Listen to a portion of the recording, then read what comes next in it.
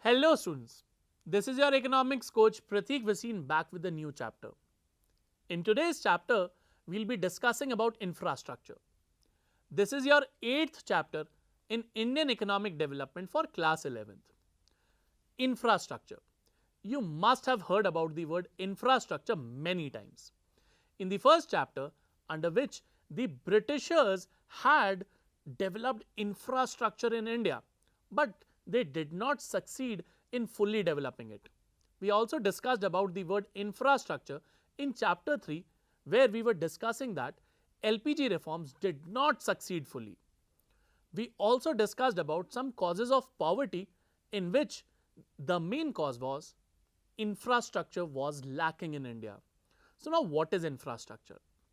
Infrastructure is basically the supporting services which help other industries like agriculture or primary sector, manufacturing sector or secondary sector and tertiary sector. Examples of infrastructure are roads, railways, warehouses, gas pipelines, dams, banking, education and health facilities, etc. These help other industries to grow. Let's take an example of a farmer. So there is a farmer who grows wheat. Now to transport his wheat, he needs that there must be properly built roads in his village. He also wants to store that crops in a warehouse. He also needs credit whenever he starts with the sowing season. So all these services consist of infrastructure. So infrastructure is basically of two types. The first type of infrastructure is economic infrastructure. The second type of infrastructure is social infrastructure. Economic infrastructure directly contributes to GDP, but social infrastructure indirectly contributes to GDP. Economic infrastructure helps the economy from within, but social infrastructure helps the economy from outside. Economic infrastructure increases the quality of economic resources, but on the other hand, social infrastructure increases the quality of manpower. Let's take examples of economic infrastructure.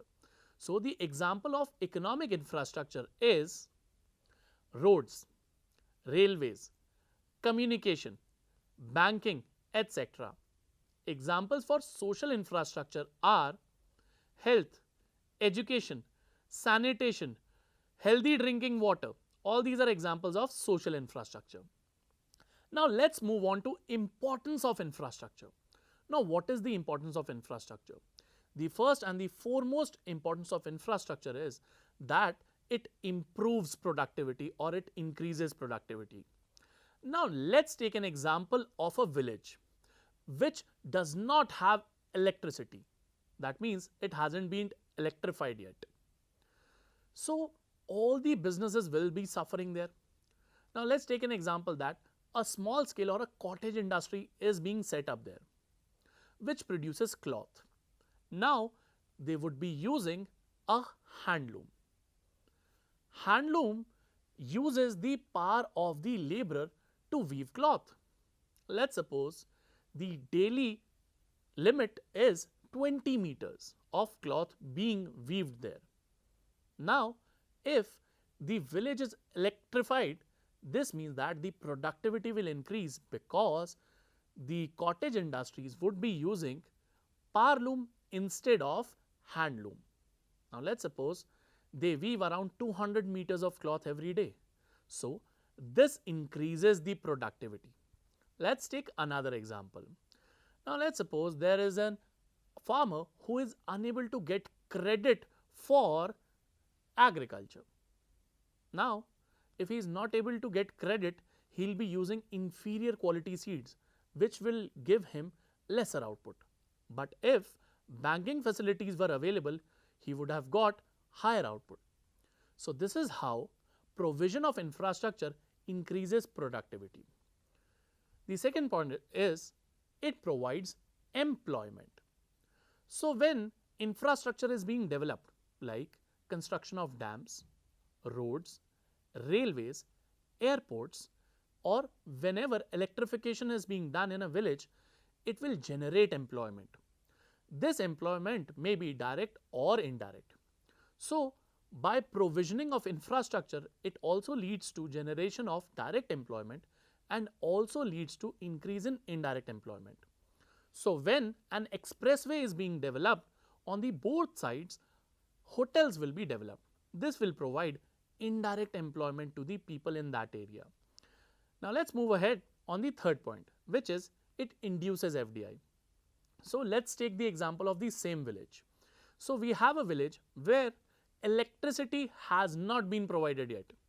So, no foreign investor would be willing to invest in that village.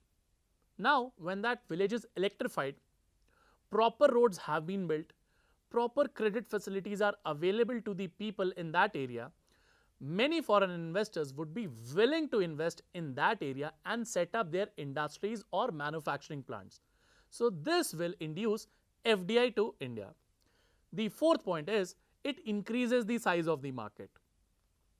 Due to the growth of internet and communication facilities, many business owners have brought their businesses online. This has led to increase in the size of market. Now, they can sell their product worldwide. So, this has improved their market reach. Next point is it increases the economic development. So, that specific village which wasn't electrified, no proper roads were built, no warehouse or storage facilities were available or no credit facilities were available. Now, when all these things are being provided, the production of goods and services will increase and this will raise the GDP. Therefore, economic development or economic growth will also increase. Now, we have the next point, which is it improves human development. As we had discussed in the chapter Human Capital Formation, human development means to invest in the health and education of a human because of welfare motives.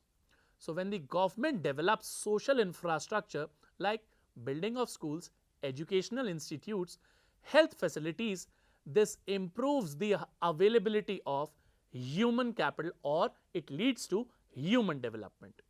The last point is it increases outsourcing. Outsourcing refers to giving away the non-core activities so that a person or a company can focus on its core activities. So, what do we do? When in India, many people are being trained from educational institutes, they are healthy. So, this means that India can gather a whole lot of work from multinational companies and this will bring in outsourcing to India. This will also increase the GDP of India and also increase the tax revenues for India.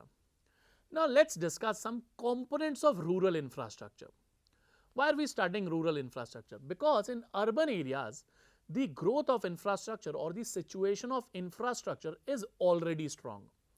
Rural areas lag behind, that is why we need to talk about rural infrastructure. Some components of rural infrastructure are, the first is proper drinking water. Drinking water is not properly available in rural areas. Those people have to walk long distances to fetch potable water. So, our government needs to focus on provision of proper drinking water to rural areas. Now, the next point is rural housing. Now, what happens is many people in the rural areas live in kacha houses. At times of floods, they are worstly affected. So, our government should take up some plans to develop houses for them. That is, pakka houses should be built for them. The next point is irrigation facilities. As we already know, most of the people in rural areas are dependent upon agriculture. So, irrigation facilities form an integral part of agriculture. Hence, they should be provided free of cost or at subsidized rate to everyone. The next point is rural roads. At the time of floods or any natural calamity, rural areas are the worst affected because of the roads. As the roads are not all weather roads, so the link between urban areas and rural areas gets broken at the time of calamities. So, the government should provide proper roads or all weather roads so that they stay connected 365 days a year. Then it is rural telephone. In rural areas, communication facilities have not been developed yet. In urban areas, the tele-density is very high. Tele-density refers to the number of phones per 100 population. But in rural areas, it is very low. So, we need to develop communication facilities for rural areas. And the last and the foremost point is electrification. Now, there are many rural areas which have not been electrified yet.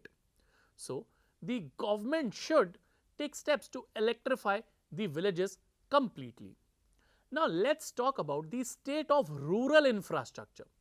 The first point is that in rural areas, people still use crop residues like stubble, cow dung or firewood to meet their heating, lighting and cooking requirement or for their energy requirements. The second point is they walk long distances to fetch water. The third point is 56% of the villages have electricity, rest 43% depend upon kerosene for their energy requirements. The fourth point is 94% of the villages have potable drinking water within their reach. And the fifth point is only 40% of the rural households have proper sanitation facilities. Although government's plan of Clean India mission to make India open defecation free has been a success, but things need to be done in the future as well.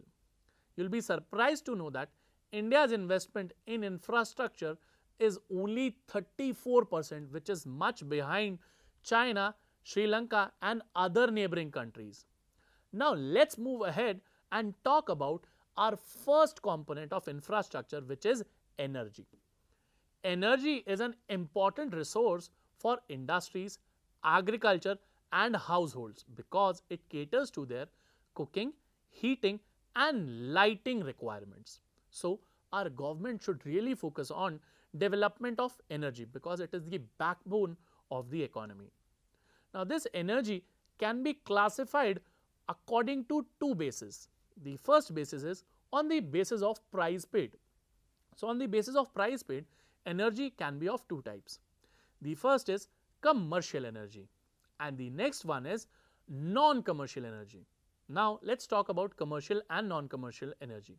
Commercial energy is the energy for which prices are paid. It is bought and sold in the market like any other commodity. But non-commercial energy is free. It is not bought and sold in the market. Commercial energy is used basically for production purposes. It is basically used by industries. But non-commercial energy is used majorly for domestic purposes. Examples of non-commercial energy are cow dung, firewood, agricultural waste. And on the other hand, the examples for commercial energy are coal, petroleum and electricity. You will be surprised to know that around 74% of the energy requirements are met through commercial sources and only 26% of the energy requirement is met by non-commercial sources. Now, we can also classify energy on the basis of renewability. So, on the basis of renewability, energy is of two types. The first is conventional sources and the next is non-conventional sources. Conventional sources are traditional sources which have been used for a long period of time. Non-conventional sources are modern sources of energy which have come to use recently. Conventional sources of energy are generally non-renewable and they are polluting. But non-conventional sources, because they have been developed recently, they are non-polluting and they are generally renewable. Some examples of conventional sources of energy are coal, petroleum and electricity. Examples of non-conventional sources are solar energy, wind energy and tidal energy. Hydroelectricity, although being non-polluting, is an example of conventional sources. Now, let's discuss the sectoral share of commercial energy. You will be surprised to know that most of the commercial energy is consumed by industries, which is around 44% of the total commercial energy. Households occupy the second major consumer position, which is around 23%. Agriculture is the third topmost consumer of commercial energy, around 18%. Transport consumes only 2% of the commercial energy, and others consume around 13% of the commercial energy. Now, let's move ahead and talk about power or electricity. You'll be surprised to know that for every 8% increase in GDP, the power supply needs to increase by at least 12%. This means that for every 1% of increase in GDP, the power supply should increase by 1.5%. So, we have some sources of electricity generated, and most of the electricity is generated from thermal sources, which is around 67% of the total energy generated. Non-conventional sources contribute around 17.3% of the total energy generated. Nuclear energy occupies a mere 2.1% of the total energy generated, and hydroelectricity is around 13.6%. Of this complete chart, we find it disheartening that India is unable to utilize its nuclear capabilities, because the global average of nuclear power generation is around 13%, and India generates only 2% of energy from nuclear sources. While talking about this, there is an important topic, which is challenges of the power sector. Our power sector has been under a lot of stress from a long period of time. There are some challenges which are being faced by the power sector, the first one being insufficient installed capacity. In India, the requirement of energy is much greater than what can be produced, and on top of it, only 20,000 megawatts per annum is being added to the total installed capacity. Now, the second challenge is we are not able to utilize this energy properly. We are insufficiently utilizing the energy, which is actually not good for our economy, because we have more demand, less supply, and we are not able to utilize the capacity that we have installed. The next point is losses incurred by state electricity boards. The state electricity boards have accumulated losses of around 500 billion rupees, which is equal to 50,000 crore rupees. These state electricity boards have suffered from inefficiency, which has piled up their losses. Now, these state electricity boards have only two ways ahead of them. They can either increase the power tariffs, or they can either make power cuts. But both of these lead to public unrest, which brings to my fourth challenge, which is public unrest. So, public unrest is caused due to increase in power tariffs or power cuts. Now, let's talk about the fifth challenge, which is shortage of raw material for thermal power plants. So, thermal power plants, because they use coal as a raw material, there is a major shortage of coal in the country, due to which these thermal power plants are not able to fully utilize their potential. We also talk about the uncertain role of the private sector. The private players have been allowed to enter the energy sector or the electricity generation and distribution sector, but they haven't showed keen interest in this sector. So, they should be motivated and brought into the playing field so that they also contribute to the electricity generation process. Then we have the operational inefficiency. Operational efficiency of a thermal plant is measured through PLF, which is plant load factor. In India, no plant is being run at 100% capacity. So, there should be some steps to be taken so that plant load factor may be improved. Now, let's move on to our next topic, which is measures to improve the power sector. The first and the foremost measure to improve the power sector is that we learn to conserve energy. We must use energy saving equipments. We should use LEDs or CFLs which save energy. We should also reduce the unnecessarily utilization of energy. So, by taking these steps, we can reduce the demand of energy.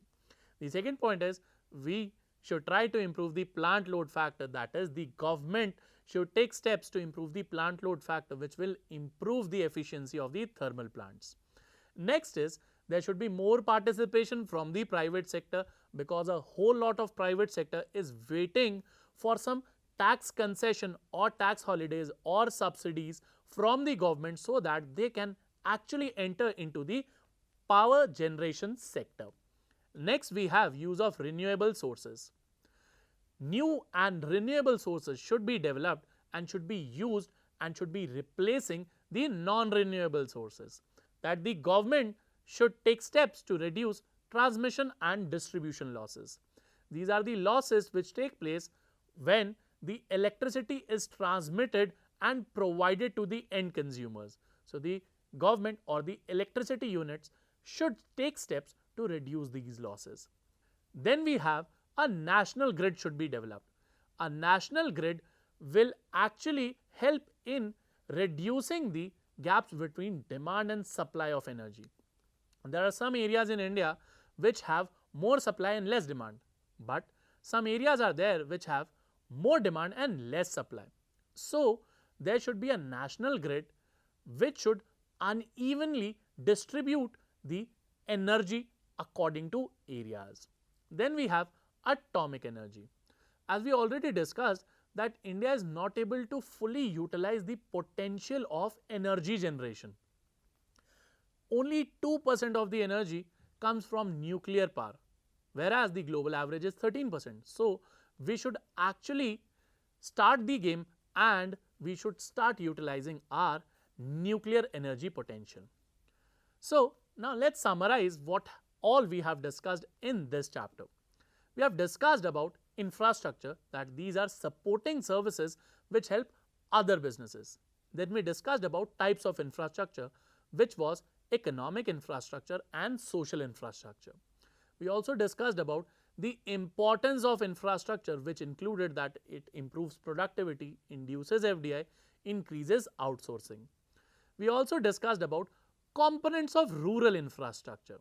Then we discussed about the current status of the rural infrastructure. We also discussed about energy, which was classified on the basis of price, being commercial and non-commercial.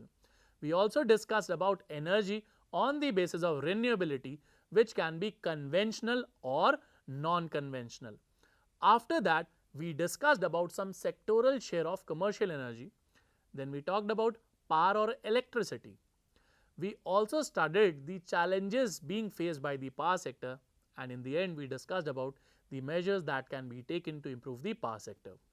We will be discussing this chapter in the next class completely, with health sector being discussed in the next class.